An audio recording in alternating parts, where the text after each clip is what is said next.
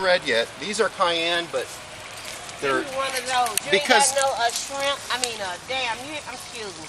You hear me, shrimp? You know what I'm talking about? oh, here's a red one. What about squash? I put about 10 out earlier, and somebody got them, but I try to put some out every day. Okay, thanks. So these are cayennes, but if you pick these, if you eat these when they're green, they're spicy, but they're not super hot. Okay. Those are good to mix in there. Thank you. Now these are summer squash. They Right are. Here. You can cook them like a zucchini. You can? You can. Tell me the best way to cook. There's a soft one. I microwave them because I'm lazy. I slice them up thin, microwave them, put some salt on it. Ain't these the ones with the orange skin? No, they're the same. These just got bigger. Okay. These are same as what you have. This, there you go. And that's an eggplant. That's an eggplant. All right. Okay. Thank you. All right. Wow. Sure. Bye. All right. All right. Yeah. Wow. So, Some secrets.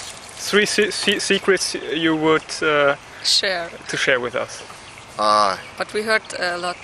Yeah, we heard a lot, but secrets.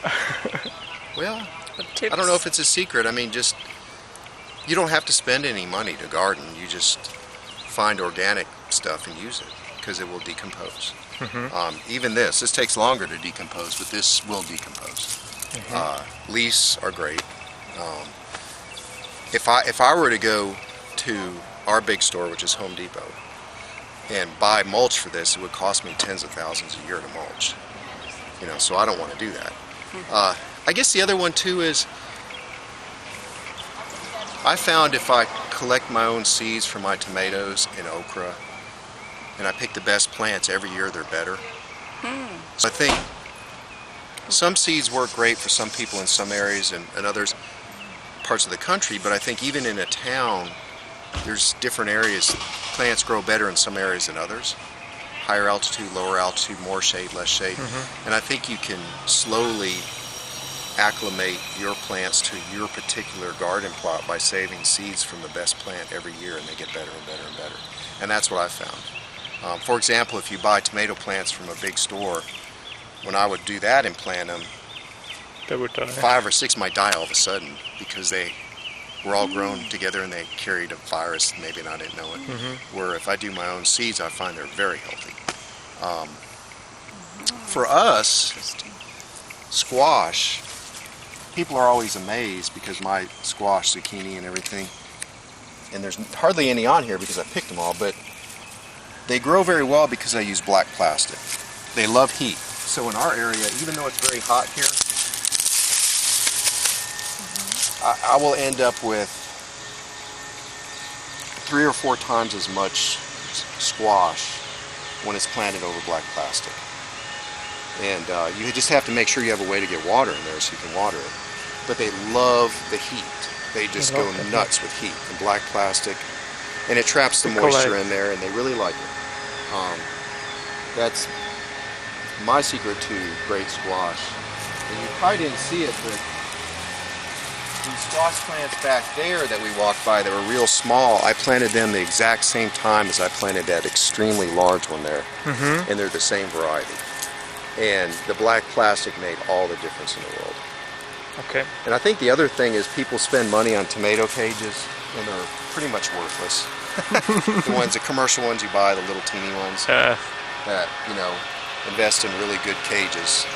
Wire mesh or some concrete mesh makes all the difference. One last question. Where do you get the strength to get out to the gardening, to share the motivation? I think most people like to feel like they're contributing, right? I mean, people feel good when they give stuff, so it feels good to give things to people. Some people do take advantage of it, and it can be frustrating, but that's good too because you learn a sense of humility. You get mad at first and you realize, okay, you know, they didn't mean it. And I think too that we're meant to garden some, and we don't. Society, from that perspective, people, it feels good to garden. It feels good to grow things, and that's probably because we evolved with needing that basic instinct, right? So we could survive. And now I think we all reject that. I found children, particularly, are absolutely astonished because they have never seen, when I grow carrots and pull them up, they're just, I didn't know. Is that how it, you know, there's such a disconnect now between people and food. Most people don't see food at all being grown. Yes, it's true. Most people have tomato plants. You know, if you had your own home garden, the first thing people plant is tomato plants and zucchini. But people don't see cabbage growing. They never see blackberries growing. They don't see carrots growing hardly at all. And the kids just love it. They just, I think most children are drawn to it. Adults are too. It's a great. People stop and talk when they wouldn't talk otherwise. It's a good, like you and I, we never would have talked. No, never. We would have never had a conversation if you didn't see the garden. So it's great. A garden is a great social, it brings people together socially. I mean, I'm not sure if there was much else that would bring together people socially like this, where people are really genuinely want to be around things growing. I think it's just a natural thing. You see the stuff, you taste it. Yeah. You can spend time here on the bench. Yeah, and I have a lot of people that do that. They just come sit on the benches. Yes. Thank you. Okay, you're welcome. How old am I? I have to always do the math. I forget.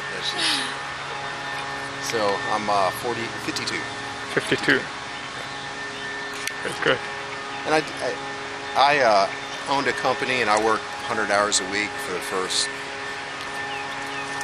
25 years in my career, and ran my body into the ground, and so this is therapeutic for me too. So it's pent-up desire to do this, and I get a lot out of it.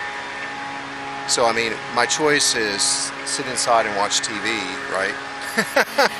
Or come out and garden. So I just come out and garden. It's good to do that. It's good to get out. Very good. Yeah. Thank you. Yeah, you're welcome. What's your name? It's Mike Dombrowski. Mike. So I'm Polish. Okay.